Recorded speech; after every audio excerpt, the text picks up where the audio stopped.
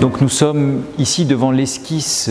du grand tableau que Delacroix a présenté au salon de 1827-28, il est arrivé en retard donc il a été présenté au salon en 1828, la mort de Sardanapale. Donc le sujet est tiré de Lord Byron, Sardanapale, le roi de Ninive, sait que la ville est prise, qu'il va être pris par les ennemis et donc il réunit autour de lui tout ce qu'il a aimé. Ses femmes, ses chevaux, ses trésors, ses esclaves. Il fait tuer ses chevaux, ses femmes et ensuite il va allumer un grand bûcher sur lequel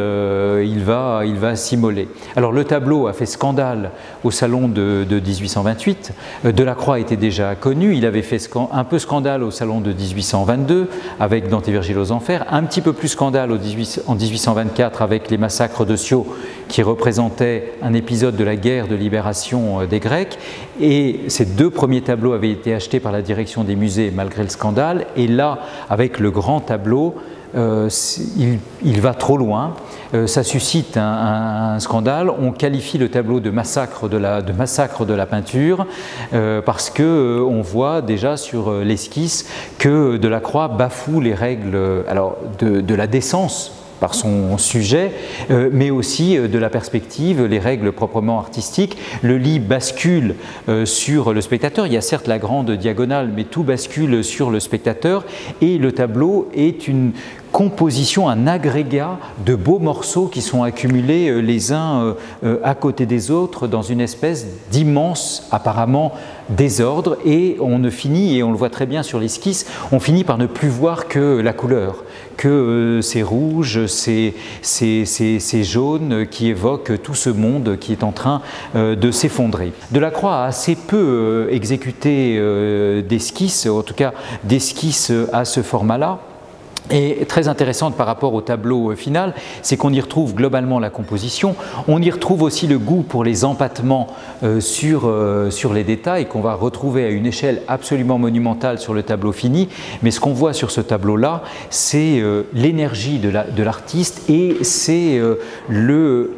l'assurance de son pinceau, en particulier dans toute la partie basse où on voit que c'est la couleur qui l'inspire et il se jetait littéralement sur ces toiles dans une espèce de fouria, enfin d'énergie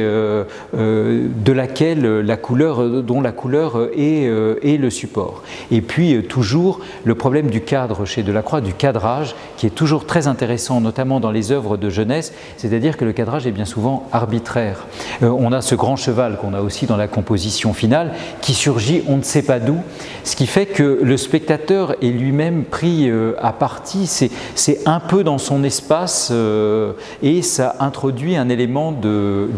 désordre, de confusion, une difficulté. Il y avait des contemporains qui disaient d'ailleurs qu'on ne sait pas comment se positionner par rapport au tableau de Delacroix. On se recule pour essayer de comprendre ce qui est représenté, étant donné l'immensité ou étant donné le tourbillon de couleurs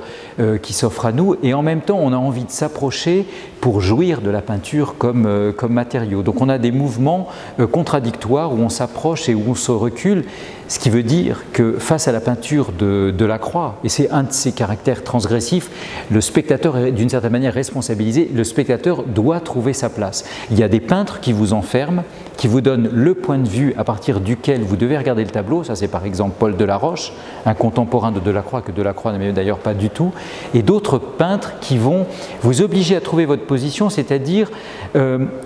ouvrir votre imaginaire. Et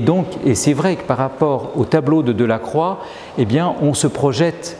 on est dans un premier temps saisi par la puissance de la peinture et ensuite le spectateur est amené à se projeter et à reconstituer finalement ce qui n'apparaît pas.